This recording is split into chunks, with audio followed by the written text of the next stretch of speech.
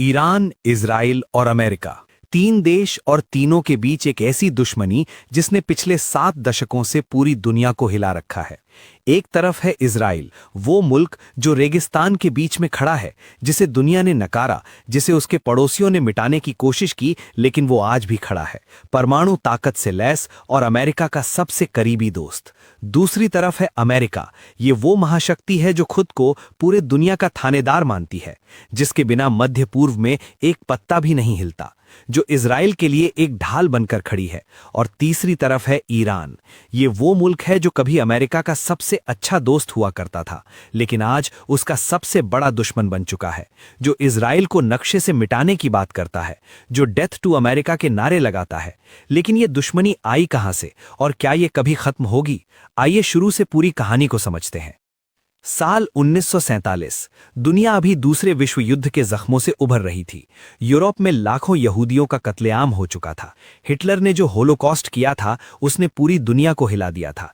और उस दर्द के बाद दुनिया भर के यहूदियों का एक ही मांग था कि हमें अपना एक घर चाहिए, एक अपना मुल्क, एक ऐसी जगह जहां हम सुरक्षित रह सकें।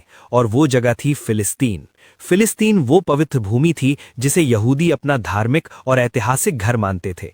हजारों साल पहले यहां उनका राज्य था, लेकिन सदियों की उठापटक के बाद इस जमीन पर अब अरब मुसलमान आबाद थे।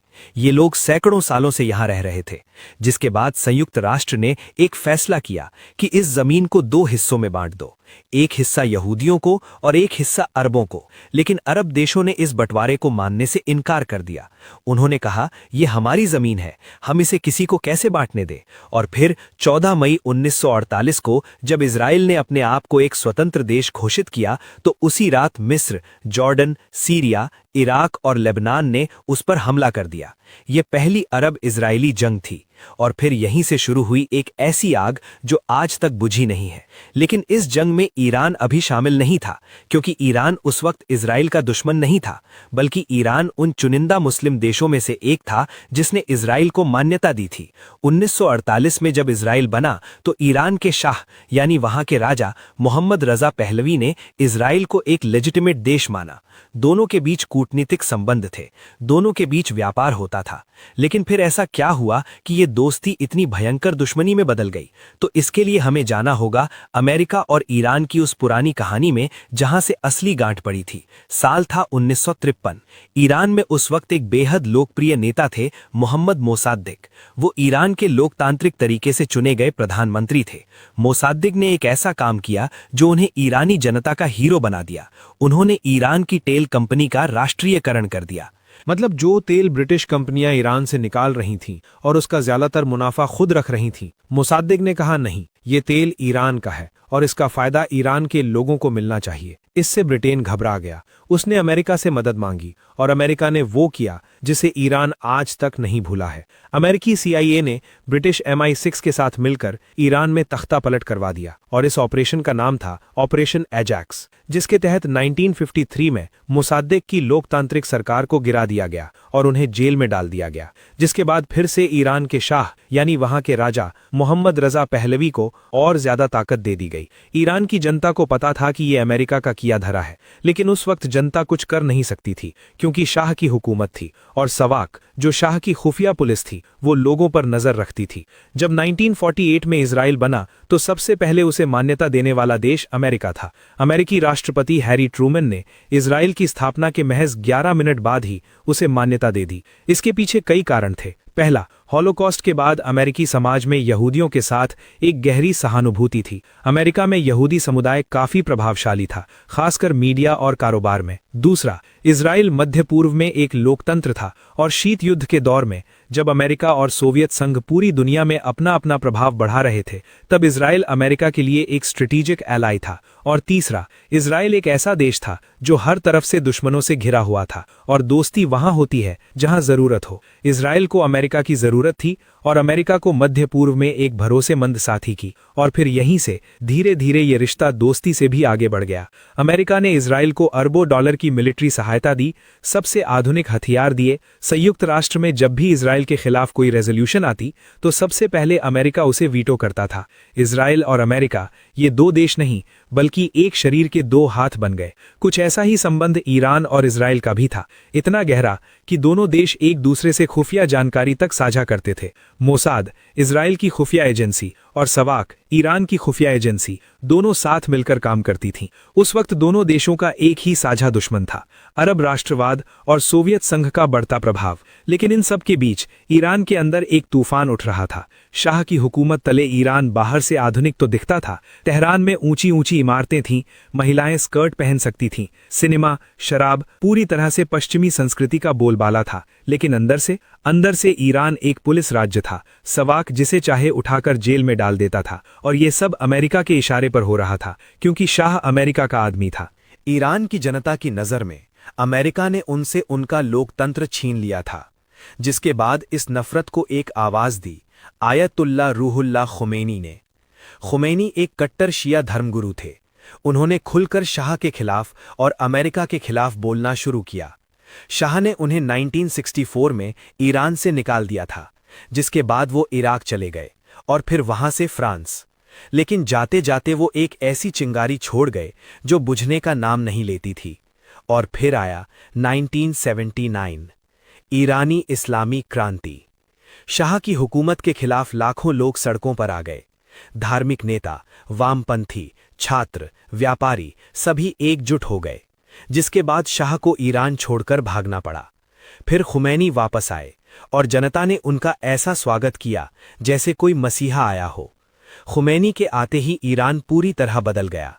इस्लामी गणतंत्र की स्थापना हुई, संविधान बदला, कानून बदले, औरतों के पहनावे के नियम बदले, शराब बैन हो गई और पश्चिमी म्यूजिक पर रोक लगी। और सबसे बड़ा बदलाव ये हुआ कि इजराइल को नंबर 1 दुश्मन घोषित कर दिया गया। खुमैनी ने इजराइल को लिटिल सेटन कहा और अमेरिका को ग्रेट सेटन। ये दो नारे, डेथ टू अमेरिका और डेथ टू इजराइल, ईरान की नई पहचान बन गई। लेकिन सिर्फ नारे लगाने से दुश्मनी नहीं हुई। एक ऐसी घटना हुई जिसने अमेरिका और ईरान के बीच की नफरत को हमेशा हमेशा के लिए पत्थर में तराश दिया। 4 नवंबर 1979, तेहरान में अमेरिकी दूतावास में ईरानी छात्रों की एक भीड़, जो खुद को इमाम्स लाइन के अनुयायी कहते थे, वो दूतावास की दीवार फांदकर अंदर घुस गए और 52 अमेरिकी नागरिकों को बंधक बना लिया।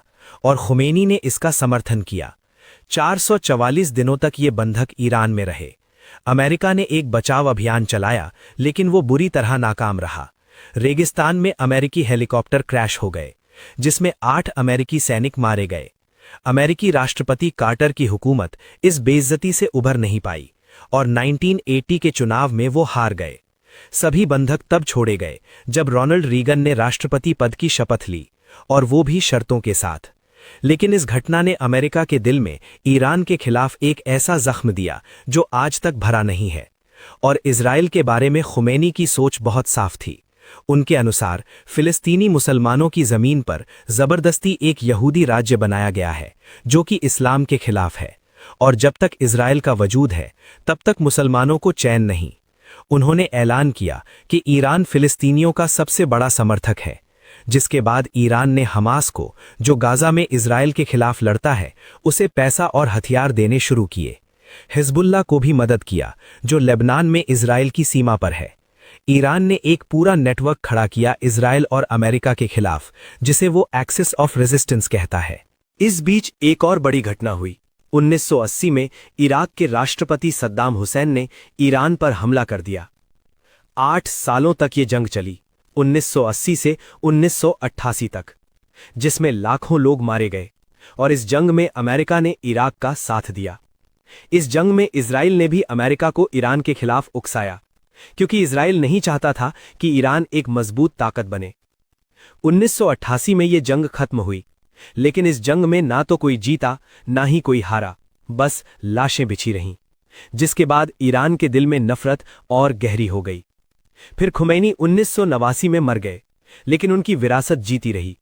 उनके बाद नए सुप्रीम लीडर बने आली खामेनेई, और उनकी नीति भी वही रही कि इजराइल दुश्मन है और अमेरिका महादुश्मन है। फिर 1990 के दशक में ईरान ने चुपचाप परमाणु कार्यक्रम शुरू किया, लेकिन इजराइल को पता चल गया।